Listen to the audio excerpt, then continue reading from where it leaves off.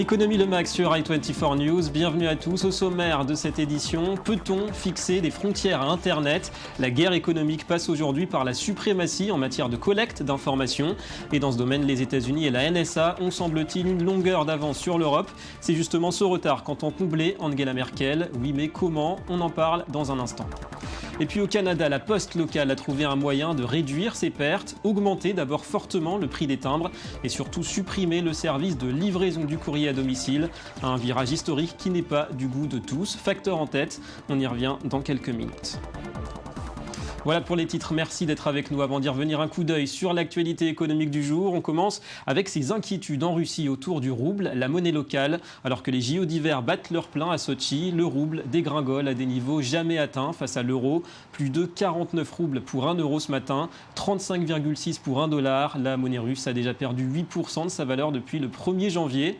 Et hier soir, le ministère des Finances a annoncé de nouveaux achats de devises étrangères pour augmenter ses réserves anti-crise.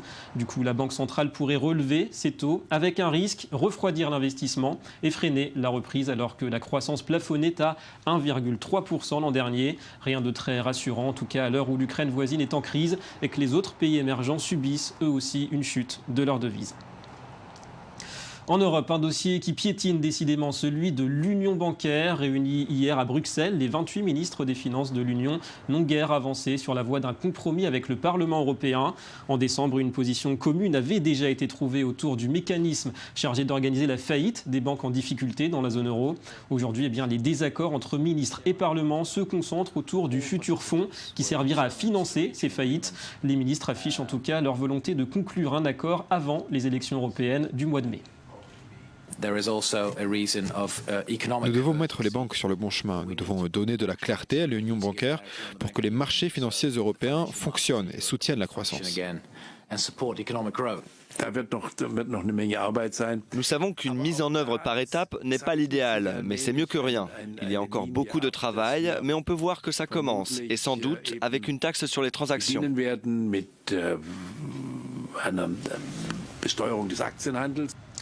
On reste en Europe, mais pour combien de temps se sont sans doute demandé les employés de PSA Peugeot Citroën. Leur groupe est devenu officiellement hier une entreprise franco-chinoise, puisque Dongfeng entre donc au capital à hauteur de 14%. L'État français en fait de même, chacun investit 800 millions d'euros dans l'opération. Et la famille Peugeot conserve elle aussi 14% contre 25,5% jusqu'ici. Aucune usine ne fermera en France, promet le ministre de l'économie Pierre Moscovici. Peugeot a annoncé ce matin avoir réduit de moitié ses pertes en 2013. Quoi qu'il en soit, l'appétit chinois pour la France ne se dément pas. En 7 ans, les investissements chinois en France ont été multipliés par 14 pour atteindre aujourd'hui environ 4 milliards d'euros. En Amérique, un sommet crucial sans doute, celui qui réunit aujourd'hui le Canada, les États-Unis et le Mexique. L'ANENA, l'accord de libre-échange nord-américain qui lie ces trois pays, fête cette année ses 20 ans. Un tiers des exportations de Washington atterrissent aujourd'hui au Canada et au Mexique. Mais Barack Obama veut aller plus loin avec le TPP, un projet de partenariat transpacifique qui inclut 9 pays en plus de l'ANENA, et notamment le Japon, l'Australie ou le Vietnam, mais qui exclut la Chine. Ce sera au menu des discussions cette semaine. Le traité a été conçu il y a 20 ans pour augmenter le commerce entre les trois pays. Aujourd'hui, il faut le concevoir de manière à ce que l'Amérique du Nord soit une plateforme d'exportation vers le monde. L'Amérique du Nord est peut-être la région la plus compétitive au monde. Il faut structurer les relations commerciales entre le Canada, le Mexique et les États-Unis afin que nous nous transformions en une zone d'exportation importante vers le reste du monde. Voilà, et c'est la ville de Toluca, dans la banlieue de Mexico, qui accueille ce sommet anniversaire de l'ANENA.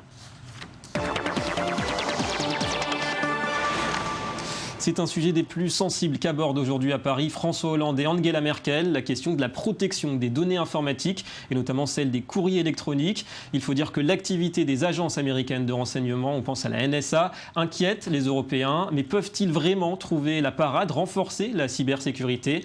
La chancelière allemande veut croire que oui. Reportage d'Anthony Lesme. L'espionnage américain à grande échelle a mis en colère l'Allemagne.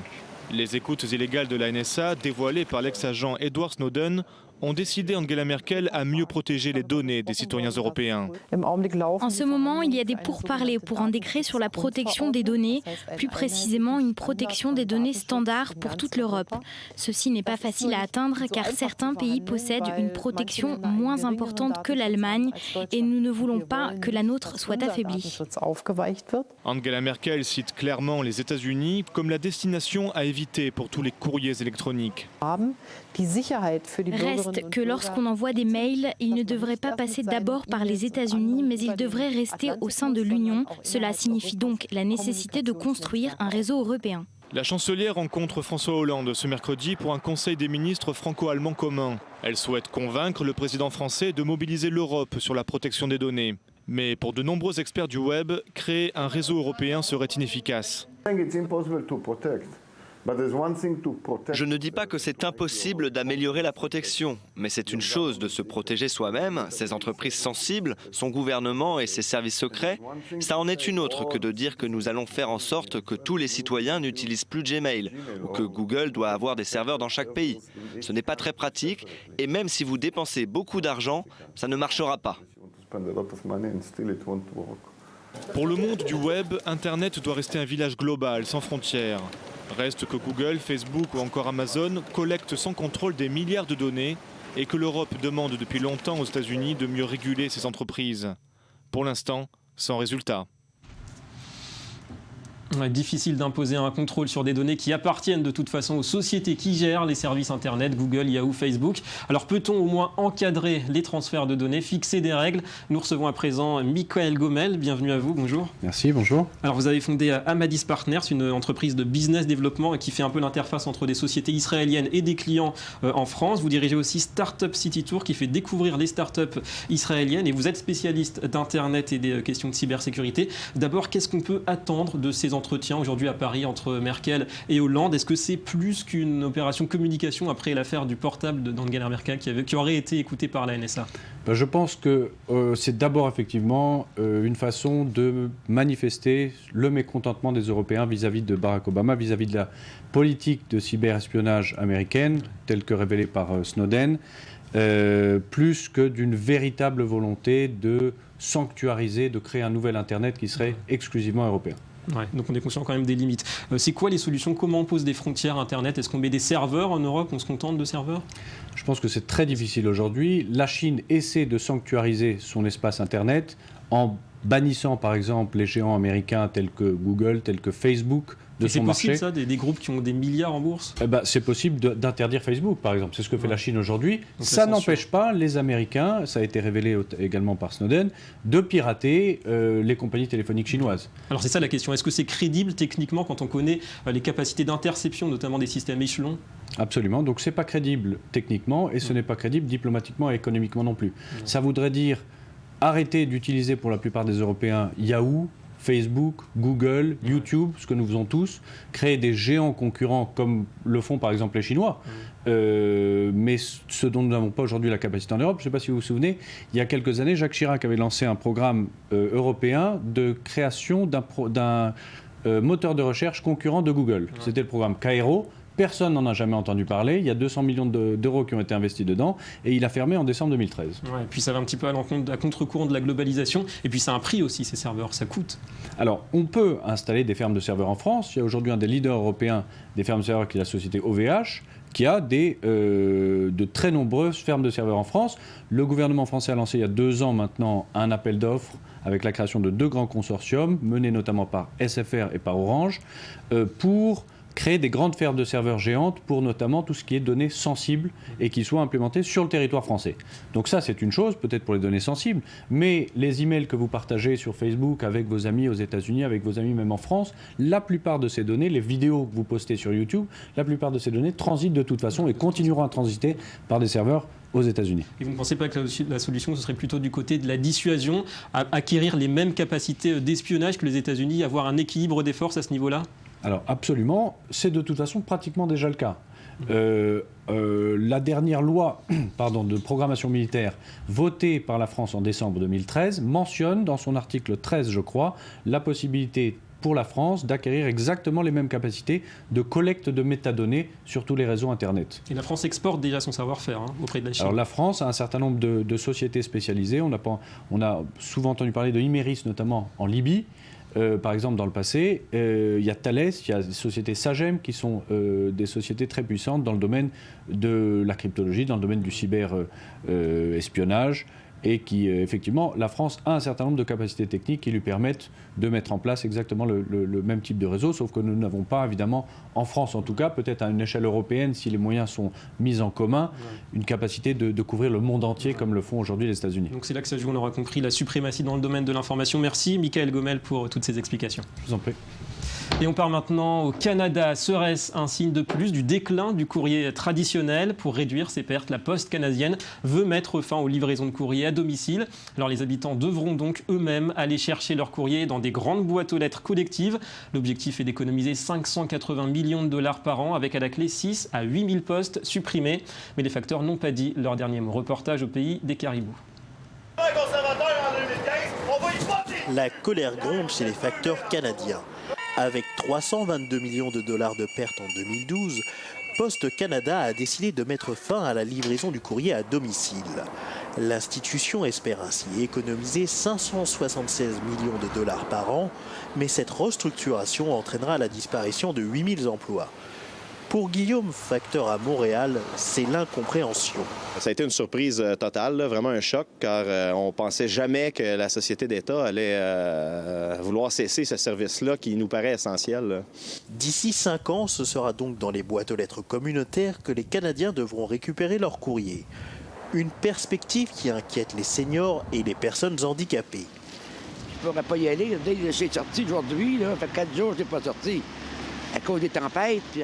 Les partis d'opposition, eux, dénoncent une manœuvre du gouvernement conservateur pour rendre Poste Canada privatisable. Augmenter les frais et réduire les services, c'est quelque chose que les Canadiens ne comprennent pas et c'est pas ça qui va faire augmenter la clientèle de Poste Canada. Certains experts affirment que le futur de l'entreprise passe par une diversification de ses services, à commencer par le secteur bancaire. On devrait également explorer l'autre voie qui est l'élargissement des services et des sources de revenus. Et il y a plusieurs options qui pourraient être examinées, en particulier offrir des services financiers dans les succursales, offrir de la téléphonie mobile et peut-être même offrir des services Internet. Mais les facteurs canadiens ont bien l'intention de se battre contre cette décision. Et ils peuvent déjà compter sur plusieurs soutiens politiques. L'opposition au gouvernement fédéral, le Parti libéral, le Parti néo-démocrate, se sont clairement prononcés contre ce plan-là. L'administration municipale de Montréal est totalement contre. Donc, je pense que la haute direction de Poste Canada et le gouvernement conservateur ont vendu la peau du facteur avant de l'avoir tué. En attendant, Guillaume continue sa tournée, mais il prévient, lui et ses collègues redescendront dans la rue si leurs revendications ne sont pas écoutées. Ouais, sans doute le début d'un bras de fer, et quand les facteurs veulent travailler au Canada, d'autres préfèrent se reposer. C'est l'heure du Media Watch. La revue de presse avec cette question aujourd'hui. Qui oserait dire non à une petite pause sieste en milieu de journée? Vous peut-être, Johanna Citruc. Pourquoi Bonjour. pas. Bonjour. Alors pourtant, les longues pauses sont néfastes, paraît-il, pour la productivité. Oui, exactement, on le sait. Donc les rois de la sieste, ce sont les Espagnols. Ils commencent leur journée de travail plutôt tôt. Ensuite, ils prennent une pause déjeuner, puis font une sieste vers 14h et reviennent vers 16-17h et finissent en général assez tard. Le problème, c'est que ces horaires décalés nuisent à l'efficacité. Les Espagnols sont moins productifs et plus fatigués que leurs voisins européens. Par exemple, ils travaillent autant que les Allemands, mais n'atteindraient que 59% de leur productivité. En réalité, rien ne vaut une journée de travail classique. Alors, c'est la solution préconisée par le New York Times qui dit qu'il faut revenir à des horaires de travail plus classiques, de 9h à 18h par exemple, mais aussi remettre l'Espagne sur son bon fuseau horaire, puisque à Madrid, l'heure est la même qu'à Paris, alors qu'elle devrait être similaire à celle de Londres. En fait, c'est un héritage de la Seconde Guerre mondiale, mais aligner l'Espagne à Greenwich pourrait être bénéfique, efficace, mieux pour l'économie. Et c'est pas impossible, puisque la Chine l'a déjà fait. Tous les Chinois vivent à l'heure de Pékin, alors que dans le pays, il y a 5 fuseaux horaires différents. Donc un pays qui vit vraiment au rythme de l'activité économique de sa capitale. Johanna, on va parler de monnaie électronique, mais pas si électronique que ça, puisque les premiers distributeurs de Bitcoin ouvrent leurs portes aux États-Unis. Exactement, donc une monnaie de moins en moins virtuelle. Après avoir installé un premier distributeur à Vancouver au Canada, l'entreprise Robocoin va en installer 2 autres, mais aux États-Unis cette fois, à Seattle et à Austin. Des machines qui sont donc capables de gérer des transactions du Bitcoin vers l'argent réel et inversement. Et quel est l'avantage de ces distributeurs ? Alors en fait, l'avantage de ces distributeurs, c'est qu'ils permettent d'éviter les bugs et les problèmes de sécurité souvent rencontrés sur Internet. Et ces machines vérifient également automatiquement l'identité des utilisateurs grâce à une pièce d'identité ou un passeport. Donc une meilleure traçabilité et donc plus de sécurité. Merci Johanna et à demain. À demain. Voilà, fin de cette édition. Merci à vous d'avoir été avec nous. Économie Le Mag revient demain sur i24 News avec un point notamment sur le projet d'accord de libre-échange Amérique-Asie.